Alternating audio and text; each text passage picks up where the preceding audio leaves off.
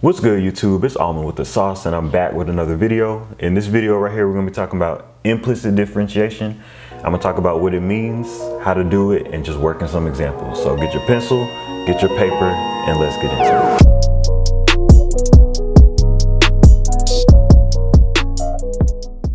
All right, so up until now, you're used to seeing equations that look like this, where y is on one side and then on the other side is nothing but x's, right? So when you get an equation like this, we just differentiate it like normal. And what we say is whenever y is by itself and the rest of it is in terms of x, we say that that's an explicit equation. Y is explicitly in terms of x. Y is separate from x on the whole other side of the equal sign, all right? And so what we're going to be talking about today is equations that don't quite look like this. The y's and the x's are going to be on the same side. All right, equations like this, obviously you can see that the y's and the x's are on the same side and y is not by itself, right? So when you get equations that look like this, we say that they're called implicit. So implicit basically meaning y's and x's are intermingled together, all right?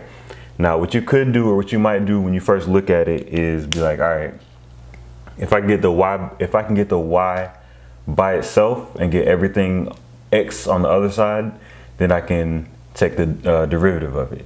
Which you can do, that's totally fine. But you'll soon see that some of these equations, you can't get y by itself, let alone take the derivative of it. So what we're about to learn how to do is a method to basically get you the derivative of this equation in terms of x. And so let's start by looking at some simple examples. All right, basic example, it's just a circle centered at the origin with a radius of 2.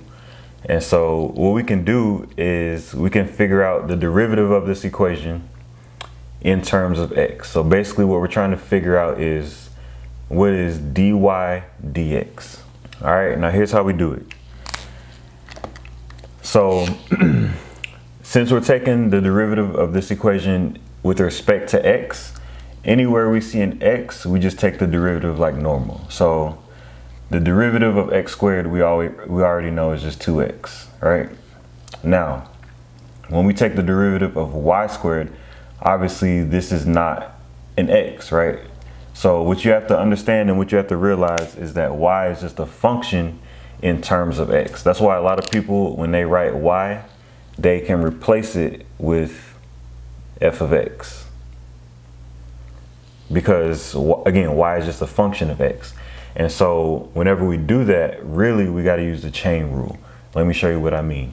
All right, so off to the side real quick, let's consider the following equation. All right, so this is what, implicit or explicit? Well, I see that y is by itself and everything on the other side is x's. So this is what we call an explicit function, right? And it's easy to take the derivative of this. And so if I'm trying to find y prime, or if I'm trying to find dy dx, same thing, then I can just take the derivative like normal, right? Using the power rule and the chain rule combined. So what, I bring the 4 down out front, and then I copy my inside, and then that 4 goes to a 3. And then what do I got to remember to do? I got to remember to take the derivative of the inside, right? And if you notice, the inside is a function of x, right? 3x squared minus 1 is a function of x. So we can take the derivative of that, and which would be 6x. So remember, whenever we take the derivative of some function using the chain rule, we have to multiply that by the derivative of that function. So if you can understand this, keep that same energy when we're doing equations like these. Whenever I take the derivative of a function in terms of x, I have to also, again, just like I did right here, multiply by the derivative of that function of x. So what I mean is when I take the derivative, I still do the same thing like normal, bring that down, and then my exponent goes to a 1, but we don't got to write it. And then I got to take the derivative of the inside. Well, think of the inside as y, which again is a function of x. So what we do to take the derivative of it is we do just that. We say the derivative of this is dy dx. which in English basically means the derivative of y with respect to x. And so that basically is what implicit differentiation is all about. Knowing that whenever we differentiate something with a y in it, we always got to multiply by the derivative of that, which is just dy dx. And so if we're trying to find dy dx, then we just treat dy dx like a variable and then solve for it algebraically. So let's go ahead and finish. So we got the derivative of y squared in terms of x equals, now the derivative of a constant we know is 0. And by the way, the reasoning behind why we can do this is just like how we can subtract stuff from both sides, how we can square root both sides, we can also take the derivative of both sides, which is basically what we just did. All right, so now all I'm trying to do is literally get dy dx by itself. And so what I can do is just subtract anything that doesn't have a dy dx in it and then go from there. So I can just subtract 2x from both sides. All right, so when I subtract 2x from both sides, both of the 2x's are gone. So I'm gonna bring down my 2y dy dx equals negative 2x. And again, I'm trying to find dy dx. So I'm treating dy dx like a variable and then getting it by itself. So all I gotta do from here is just divide both sides by 2y. All right, now once I do that, the 2y's are gone. So dy dx is by itself. And again, just so you know, this means the derivative of y with respect to x is how we say that. And that's equal to, well, the 2's can cancel out. So I'm just left with negative x over y. And so this negative x over y is the derivative of this equation right here. All right, and so what this means is that if I wanted to find the slope of any point on this circle, if I have like an x and a y, I can plug that x and y point in here and that'll give me the slope at that point. And so you'll see that in some future examples. All right, so for this example, we're asked to find the derivative of y with respect to x if x cubed plus y cubed equals 5. All right, now just like last time, again, we can take the derivative of both sides with respect to x. So whenever we take the derivative of something that's not x, again, we got to multiply it by the inside, which is technically just the derivative of y with respect to x. All right, and so for this first term, I got an x cubed. Since that's already in terms of x, I can just differentiate that like normal, which is just 3x squared. All right, so now when we take the derivative of y cubed, since that's not with respect to x, we got to be careful. So I'm going to bring down my exponent like normal and then decrement it by 1. And then again, think of the y as that function of x. So I got to multiply by the derivative of that. That's what the chain rule says. And so that's just going to be times the derivative of y with respect to x. That's how that works. All right, now equals, no matter what variable we take the derivative with respect to, the derivative of a constant, no matter what, is always going to be 0. So we're good on that. All right, so now what we got to do is just get dy dx by itself using algebra. The calculus is done. It's just straight algebra from here on out. So I just got to subtract 3x squared from both sides. And then that'll leave me with what? 3y squared dy dx equals negative 3x squared. And then just got to divide by 3y squared on both sides. All right, and then the 3y squareds are gone on the left. So dy dx is going to be equal to, now the 3's can cancel out. So I'm just left with a negative x squared over y squared. And that is the derivative of that equation with respect to x. All right, let's turn it up a little bit. This third example says find dy dx if sine of xy equals x squared plus y. All right, so again, what we're doing is we're taking the derivative of the left side and taking the derivative of the right side. And so on the left side, what we have is the derivative of sine is cosine, right? So I'm gonna say cosine of xy. And remember, whenever we do that, we gotta, it's cosine of xy times the derivative of the inside, right? times the derivative of the inside. Well, the inside, I'm gonna have to use product rule. So that's the first term times the derivative of the second term. So the first term is x, and then times the derivative of the second term. Well, that second term is y. And we know that the derivative of y with respect to x is just simply dy dx. All right, so I got the first times the derivative of the second plus the derivative of the first times the second. Well, the derivative of x with respect to x is just 1, and then times y is just y.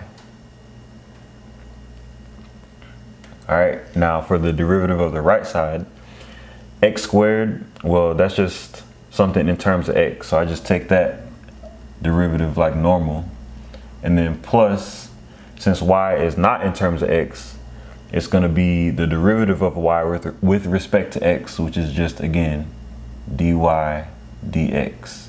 Some people like to put it as y prime, but I personally prefer dy dx because it reminds me what variable I'm taking the derivative with respect to.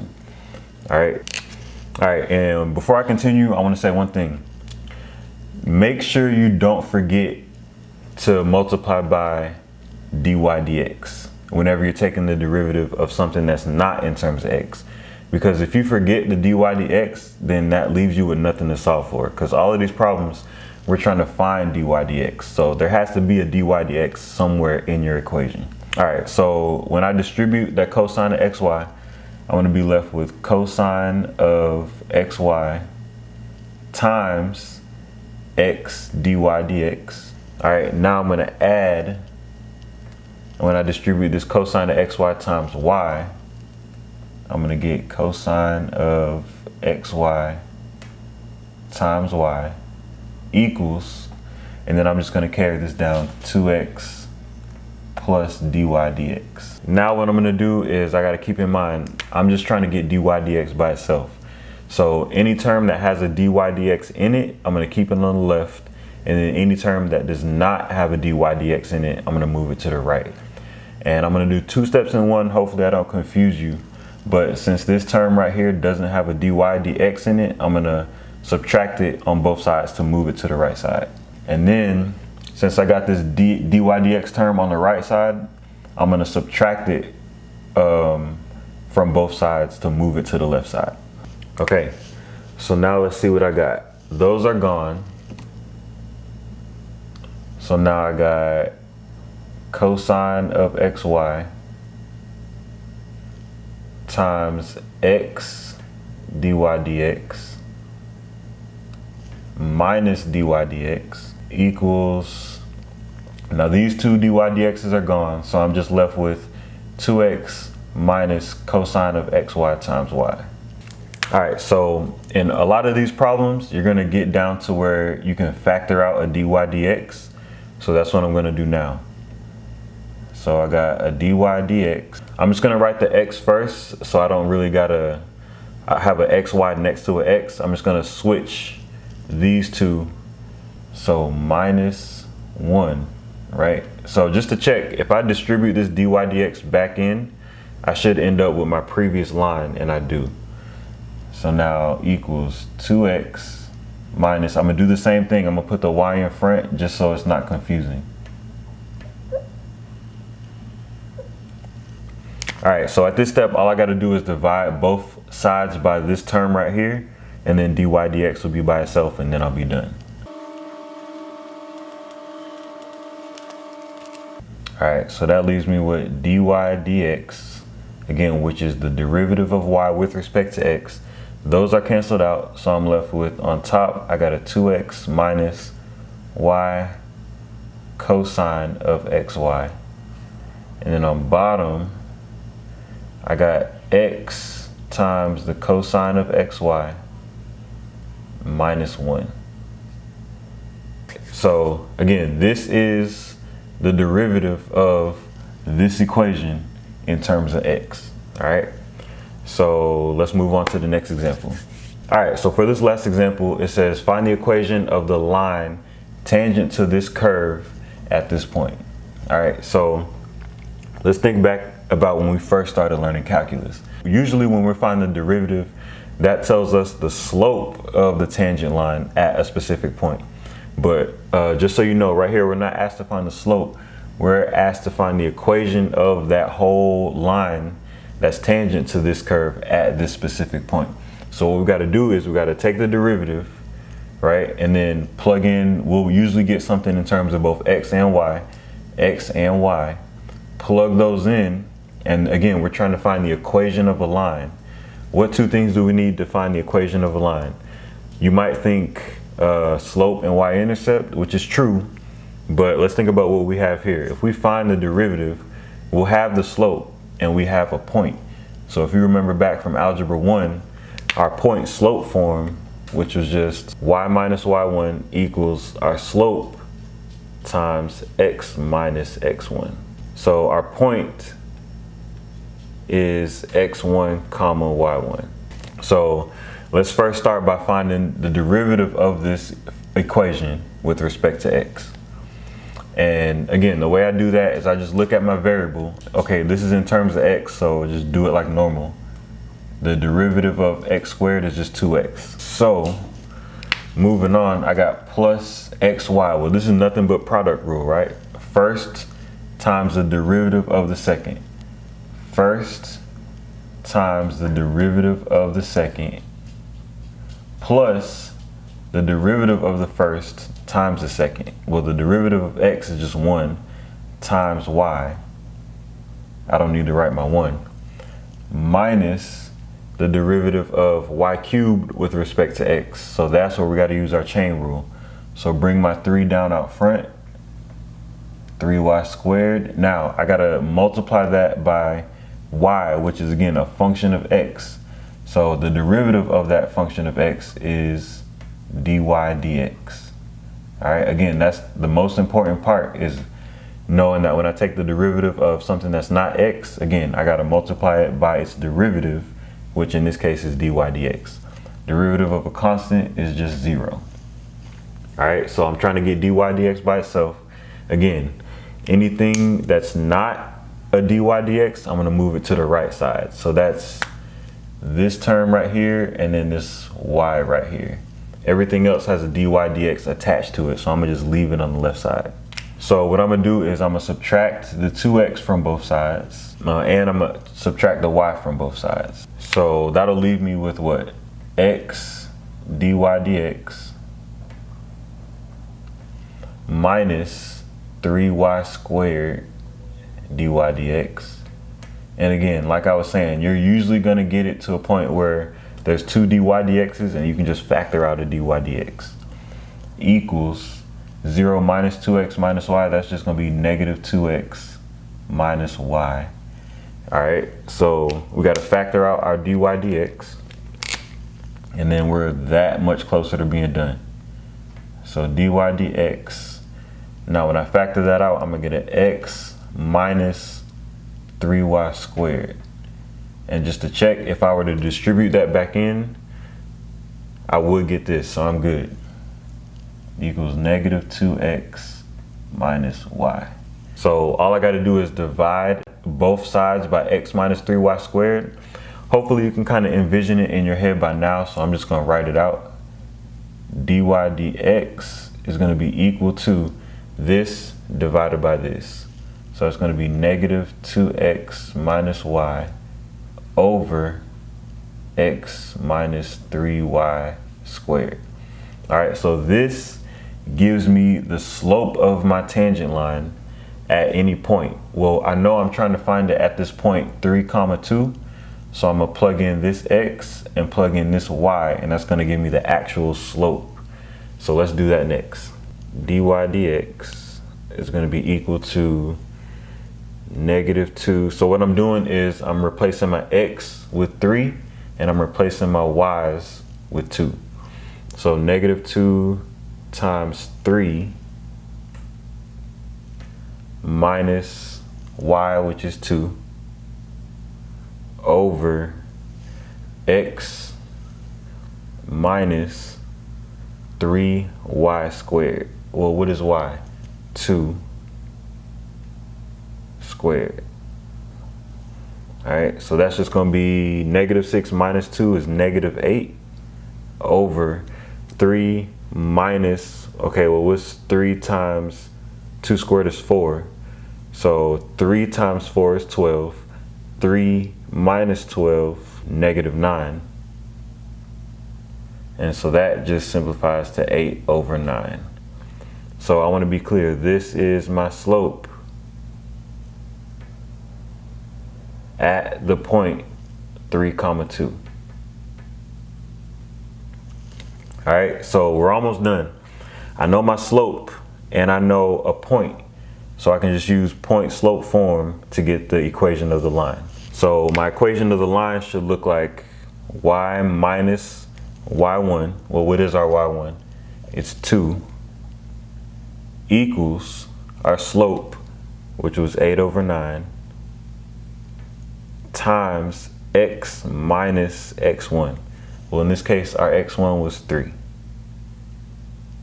All right, so this right here is our final answer. This is the equation of the line that's tangent to this curve at this point. So hopefully by now you get the gist of how implicit differentiation works. It basically works the same way as what you're used to. Again, our only difference is if we take the derivative of something that's not x, we got to take that derivative with respect to x, which means we're going to be multiplying it by dy dx. And ultimately that's what we're trying to solve for. All right, so hopefully those examples helped. If they did, make sure you leave a thumbs up. If you have any questions or suggestions as to what videos I should make in the future, make sure you drop me a comment below. If you're new, don't forget to If you're new, don't forget to hit that subscribe button and tap that notification bell. And with that being said, I'm out.